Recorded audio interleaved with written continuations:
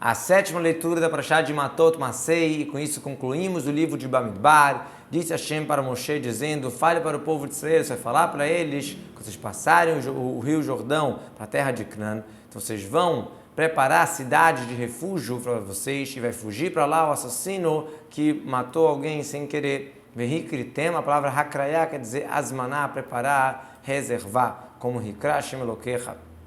E vai ser a cidade de refúgio do Redentor, e não vai morrer o assassino até ele ser julgado. Quem é o Goelo Redentor? O Goelo Adam é aquele parente próximo do assassinado que ele está querendo vingar o sangue. 6 cidades, aqui vem te ensinar que por mais que Moshe já separou na sua vida 3 cidades desse lado do Rio Jordão, elas não funcionavam até que as 3 de Yoshua na terra de Canaã começaram a funcionar quando elas foram escolhidas. Então, as 3 cidades vão colocar desse lado do Rio Jordão e mais 3 do lado de lá. Interessante que aqui você tem 9 tribos e meia, aqui você tem 2,5. Por que é o mesmo número de cidades 3 e 3? Porque em Gilad, desse lado, tinha muitos assassinos, como está escrito, Gilad, Criat Poleav, Nakubá, Midam, cheia de sangue, etc.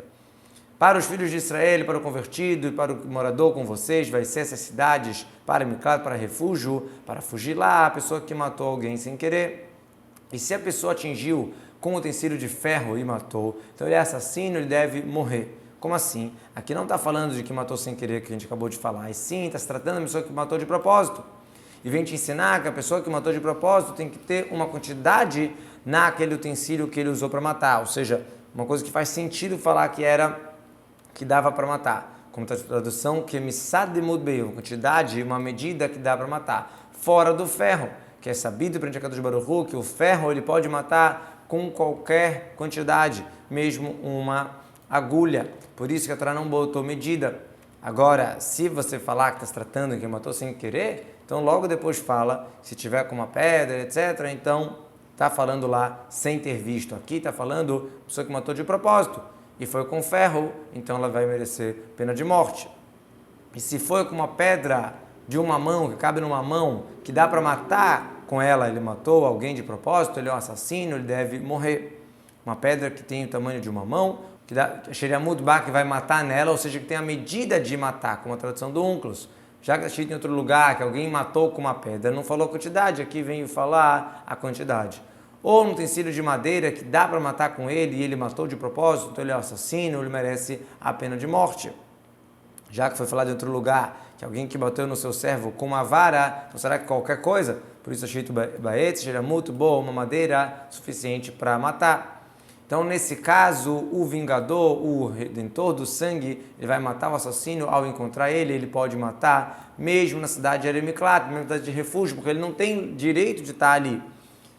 E se foi com raiva que ele empurrou ele ou jogou sobre ele, emboscando e ele matou, Bitzdiá, como a tradução Bechamna, como uma embosca, ou com raiva ele bateu com a mão dele e matou ele, então ele deve morrer, o assassino, porque como ele vai morrer, Goel Adam, o parente próximo, vai matar ele, atingindo ele. E se foi de repente sem raiva que empurrou ele ou jogou sobre ele algum utensílio, sem emboscar, sem calcular, Befeta é Beones, com força maior. A tradução do Uncus Bitref, que é muito próximo, ou seja, foi uma coisa muito rápida, não deu tempo dele se proteger, não deu tempo dele salvar, aquela situação foi sem querer, ou com alguma pedra que dava para matar com aquela pedra, mas ele não tinha visto que ele tinha aquela pedra, e caiu e matou a pessoa, e ele não é inimigo dele, não está procurando o mal dele. Então, nesse caso, que ele atingiu ele sem ter visto, então ele vai para Eremiklat, ele vai ser refugiado. Caiu sobre ele, daqui a gente aprende que a pessoa que ela mata sem querer, no caminho da descida, ele deve ir para a cidade de refúgio. Por exemplo, se eu estava numa escada, estava descendo, escorregou e caiu, matou alguém, vai para a cidade de refúgio. No caminho da subida, então não vai para a cidade de refúgio. Por exemplo, estava subindo na escada e acabou caindo, então nesse caso não vai para a cidade de refúgio. E a congregação vão julgar entre a pessoa que atingiu e o parente próximo sobre essas leis. E o tribunal vai salvar o assassino da mão do vingador do sangue e vão colocar na cidade de refúgio que ele fugiu lá e vai ficar lá até a morte do Kohen Gadol, que foi ungido com azeite sagrado. O que tem a ver o Kohen Gadol? Já que ele vem colocar Shekhinah no povo de Israel e prolongar a vida, e o assassino ele vem tirar a Shekhinah e vem diminuir a vida, então ele não pode ficar perante o Kohen Gadol. Então ele vai ficar ali na cidade de refúgio até o Kohen Gadol falecer. Outra explicação, o Kohen Gadol tinha que rezar para não acontecer uma coisa dessa no povo de Israel, mesmo uma morte sem querer, não era para ter acontecido. E o que tem a ver o azeite sagrado que ele foi ungido? Literalmente está querendo falar um passuca resumido, que ele foi ungido. Quem ungiu não está falando quem, a pessoa que ungiu. Sábios explicam que vem te ensinar uma coisa, que se enquanto não deu o veredito da pessoa, morreu o Kohen Gadol, e nomearam outro, ou seja, ungiram ele no azeite, e depois disso que terminou o veredito dele, então ele vai ter que esperar o segundo recém-chegado no cargo de Kohen Gadol falecer, para depois ele sair da cidade de refúgio. Por isso está escrito, é ele que unge, não é ele. Somente mesmo que foi ungido no meio do julgamento dele, então só vai voltar depois que esse segundo Kohen Gadol falecer. E se o assassino sair, passar a demarcação da cidade de refúgio que ele fugiu para lá, e encontrou ele, o parente próximo, o redentor do sangue, fora da cidade de refúgio, então se ele matar ele, não tem sangue. Ou seja, como se estivesse matando alguém sem sangue, ele não é culpado por isso. Porque ele deve ficar na cidade de refúgio até morrer o Kohen Gadol, e só depois ele pode voltar para sua terra de herança normal. E vão ser essas regras da lei para as gerações de vocês, em todas as habitações de vocês. Daqui a gente vê que o Sanedrin, ele faz as regras também fora da terra de Israel, enquanto estiver na terra de Israel. Pode ter o Sanedrin que está fora de Israel também, em todo lugar que se habita.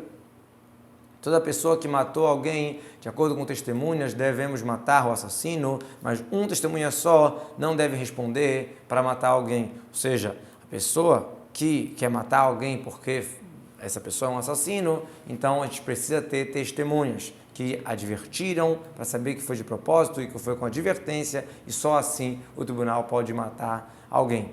Vocês não devem pegar resgate para um assassino, que ele era achar, ele merece morrer, e sim, ele deve morrer. Ou seja, não deve pagar um dinheiro aqui, vou dar aqui uma fiança e me livra. Não deve fazer isso. Não peguem resgate também sobre aquela pessoa que precisa fugir para a cidade de refúgio, para ficar normal, e sim, ele deve ficar até morrer o Kohen Gadol ali. Ou seja, aquela pessoa que fugiu, que matou sem querer, não pode se livrar da obrigação da galut, do exílio, pagando dinheiro, querendo voltar para a terra enquanto o Kohen Gadol não falecer. Tem que esperar o Kohen Gadol falecer. Lanus, igual falar lanas. Lanus é o verbo fugir, no caso que seria lanas, para aquele que fugiu.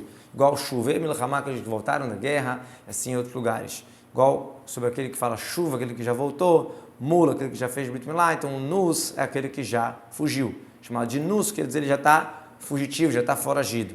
E se você explicar lanus como verbo, conjugação de lanus, fugir, livrou, então você vai explicar, não peguem resgate para aquele que deve fugir, para eximi-lo. Então eu não posso explicar a continuação, la chuva, para voltar. Se ele ainda não fugiu, ainda não foi, como é que ele vai voltar? Então está se tratando daquele que já fugiu, ele quer pagar para voltar, e a gente não deve aceitar esse dinheiro.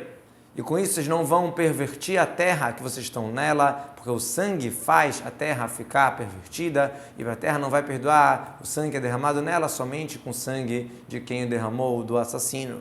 Lotarnif, lotarshio, não fazer achar, com a tradução loterraivun, com a tradução do Unclus, não deixem a terra virar culpada se vocês aceitarem esse resgate. Não devem purificar a terra que vocês estão morando nela, que eu estou dentro dela, ou seja, eu não quero que vocês coloquem a minha presença junto com a impureza da terra por não fazer o julgamento direitinho. Que eu estou dentro do povo de Israel, mesmo quando estão impuros, a Shekhinah está com vocês. E se aproximaram os líderes das tribos de filhos de Gilad, filhos de Ben-Ahir e filhos de Menashe, das famílias de Yosef. Eles falaram, o Senhor ordenou a Hashem para dar a terra para os filhos do povo de Israel. E o Senhor foi ordenado por Hashem também, dar a herança de Tzlofchad para suas filhas. Só que vai ter um problema. Se elas casarem para uma das tribos do povo de Israel, e aí a herança delas vai diminuir da nossa herança, não vai ser mais da tribo de Menashe, vai virar da outra tribo, que eles vão casar com elas. E vai descontar, diminuir da nossa tribo, da nossa herança. Afinal, o filho dela vai herdar ela, e o filho dela é da tribo do pai dela. E se, por exemplo, vier o ano de Yovel, o ano jubileu, e vai se juntar sobre aquela tribo, não vai voltar nunca mais. Diferente das outras vendas que voltam no jubileu, e vai diminuir da nossa tribo. Ou seja, daqui a Buda fala, vim e Yovel, e se tiver o Yovel, daqui a Buda trouxe para a gente que é futuro, chegar um momento que o Yovel não vai estar em vigor, o ano jubileu. E se tiver o Iovelo, ou seja, não é uma venda que volta no Iovelo. A herança ela não volta. Então, mesmo se tiver o ano jubileu, não vai voltar para a tribo. Ou seja, se essas filhas de Tzlofhad casarem com outras pessoas de outras tribos, o que vai acontecer? Que vai aumentar o pedaço da terra das outras tribos e vai diminuir da de Menashe. Então, Moshe ordenou o povo de Israel de acordo com Hashem, falando o seguinte: é verdade que que a tribo de Yosef está querendo falar aqui está correto. Então, Hashem ordenou para filhas de Tzlofhad: vocês podem casar com quem vocês quiserem, porém precisa ser da família do pai de vocês para vocês casarem, vocês serem esposas. Interessante aqui, quem quiser, mas de uma tribo só. Ou seja, a limitação de casar com alguém específico, por mais que tenha uma limitação geral, o judeu tem que casar com a judia, ou aqui nesse caso tem que casar com tal tribo, não interfere a pessoa escolher também uma pessoa que seja agradável para ela. Isso tudo será para não transferir a herança do povo ser de uma tribo para outra, e sim cada homem deve se grudar, deve estar firme com a sua herança. E toda mulher que ela merece receber herança por essa lei que não tem nenhum filho, então ela deve casar com alguém da sua tribo, para que o povo de Israel recebam realmente justo cada um a sua herança. Toda mulher, toda filha que recebe herança, ou seja, que não tinha irmão, que o pai não tinha um filho, para não transferir a herança de uma tribo para outra, e sim cada um com a sua herança devem se juntar, devem se grudar ao povo de Israel. Como Hashem ordenou para Moshe, assim fizeram as filhas de Tzlofhad, e Machlat, Tzach, Oglá, Milká e Noá, as filhas de Tzlofhad, casaram com seus primos, foram esposas para eles.